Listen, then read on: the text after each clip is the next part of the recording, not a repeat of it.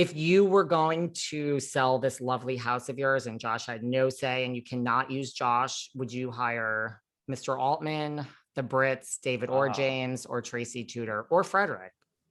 Oh God, see, it's like Sophie's Choice. I would say, can you guys do a 5-way list? Because there's co-lists. I'm like, can you guys all just share it? I would say that it's really hard. I mean, oh, I don't know. You know what? I'm gonna go with my boyfriend. I call him my straight boyfriend. I would have just James listed. I like James. He's my boyfriend.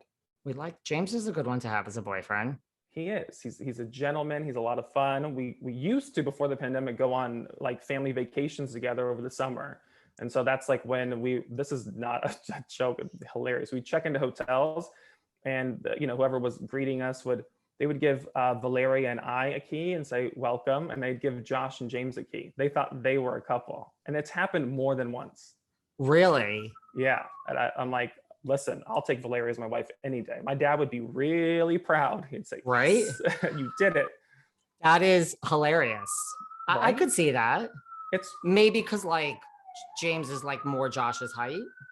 Maybe. They both dress well on vacation, and James probably loves that. Oh yeah, I mean, traveling with him is amazing because he's like a kid at heart, and so everything excites him. Everything's amazing, and it's just the energy is great. It helps that he doesn't drink, so he's never hungover like all of us. But it's so much fun.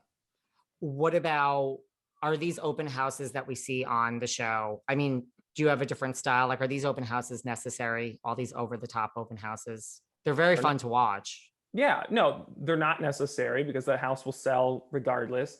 What's great about it is, if you're breaking the fourth wall, of course, when you're filming a show, you're not gonna film something boring. Everybody wants to watch something entertaining. And in real life, there are big events that do happen at these open houses, or to spread the word about a new listing and things like that, and to get creative with it. It's all marketing dollars, and it all works. So I say it is necessary because we all want to see something. We all want eye candy.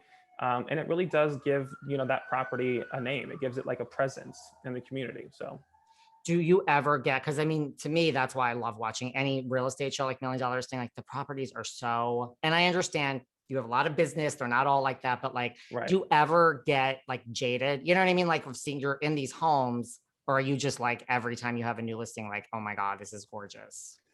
I love a lot of many different types of houses. So for me, I'm always excited just to see, like, we just went into, I think it was listed for maybe 2.5 million, right? Which is not cheap by any means, but not what we see all the time, like working with Josh.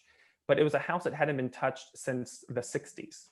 Everything was from the 60s, a very glamorous family. That I was like, this is phenomenal. Like looking at the wallpaper and the way it was set up still the same way, just how formal they used to entertain. So for me, that's really cool. Or if you go into like a really like a sexy chic modern, house like with a view, that never gets old.